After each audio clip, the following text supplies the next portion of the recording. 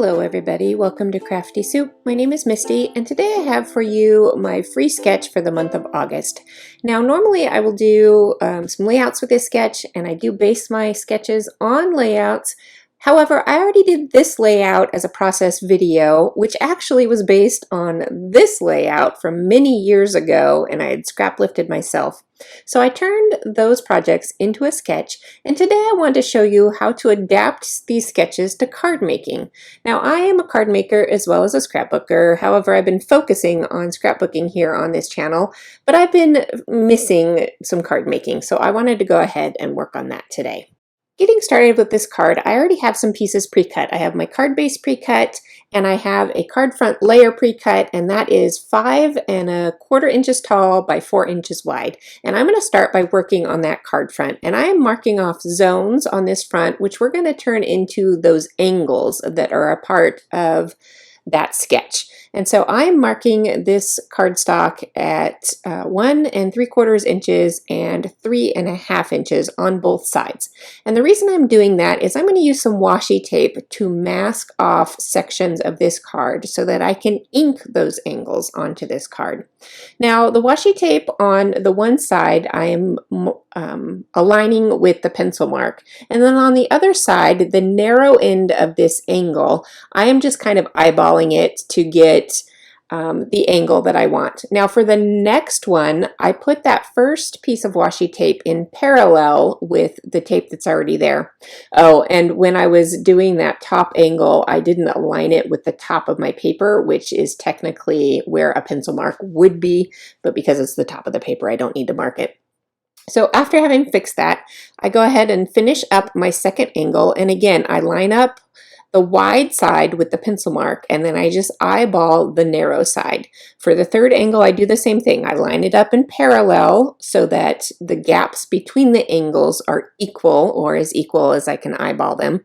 And then I align that bottom one with the pencil mark, and again, eyeball that narrow end. And this means you don't have to do so much math.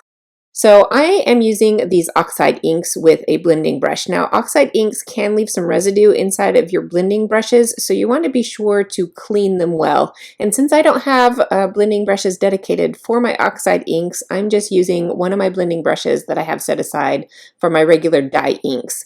And again, I will wash this brush well in between the different ink colors, and I will dry it off on my towel that you've seen there to make sure it's nice and clean and dry before I start blending this ink. So I've got those angles going in 3 different colors, and I will put those colors of inks that I used in the show description, as well as all the other supplies that I'm using. And I'm going to use a couple of Concord and 9th stamps. They're one of my favorite stamping companies right now, and I'm going to use the small bits of these stamps to add texture. And this is a great way to use up those tiny images that you're not quite sure what to do with. And any of these techniques that I do on a card are certainly doable on a scrapbook layout for simple mixed media on your scrapbooking. As I stamp different textures on each of these colored zones, you'll notice that I am using some scratch paper. Now my washi tape is too narrow for it to protect the rest of my project, so I am using these pieces of scratch paper in addition to the washi tape. The washi will help me get nice, clean, crisp edges and won't move on me, and the scratch paper will protect the rest of my project. So once I'm done with all my stamping and inking, I'm going to peel away that washi tape, and here's something that I didn't pay too much attention to. That washi tape is not going to absorb the ink, so if you touch it with your fingers, you could end up transferring that ink onto other parts of your card, so be careful of that.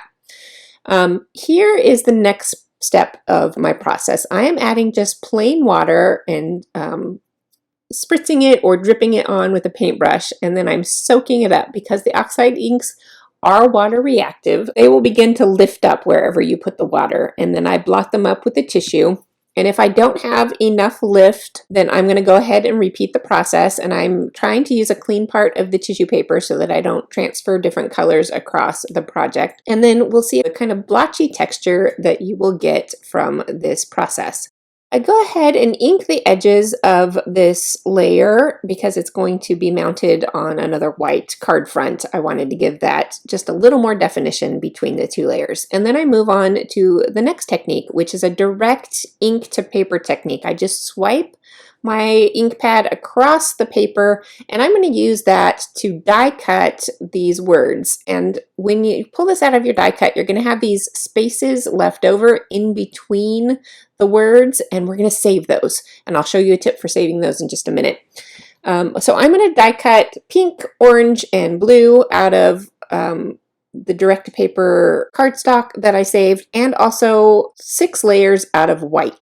And we'll get to the reason why I die cut those 6 white layers in just a moment. But before we move on, let's go ahead and save those pieces that I mentioned popping out of your die. And we're going to use those to make a second card. So I just use that same washi tape and pick up all of those little tiny pieces and tape them onto the cardstock that I've set aside for doing the second card. Now that we've got all of our pieces die cut, I am going to glue 2 of these white layers together with one of my colored layers, and that is called die cut stacking, and it builds up texture to these die cuts that helps them be stronger and also adds a little more dimension to your card.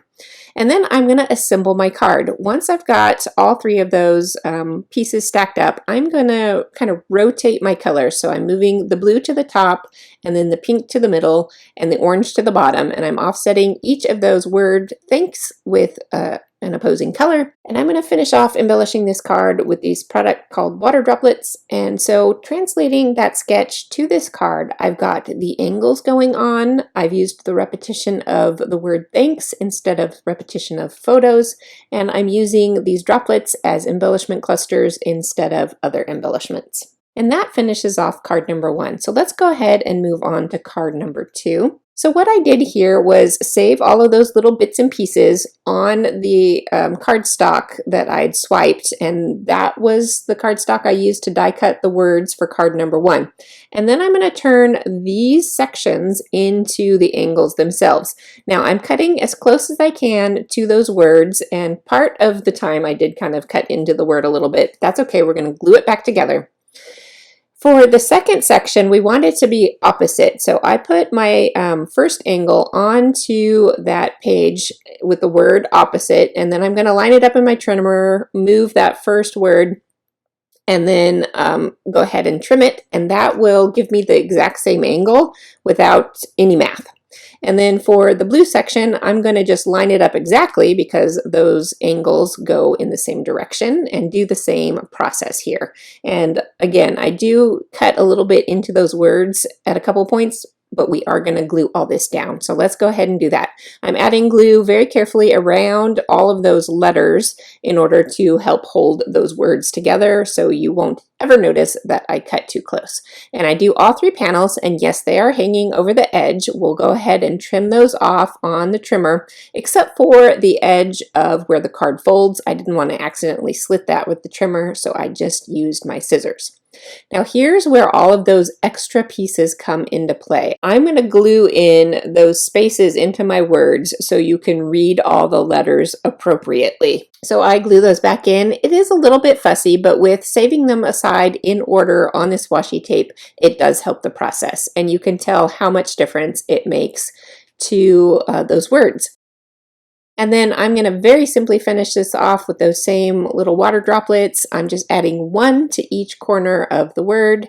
And those are the cards that I created from a scrapbook sketch. So let's go ahead and take a few close-up looks at this. I hope you enjoyed this project, and I hope that it inspires you to go ahead and try some card making if you're normally a scrapbooker. Just a reminder that these sketches are available for download on my blog, both in a Photoshop format and in a printable PDF format. So if you enjoy sketches, I will put links for you to go over there and grab those. I will be back on the 1st with a new month of videos for you, starting with my scrapbook kit build for the beginning of a new month.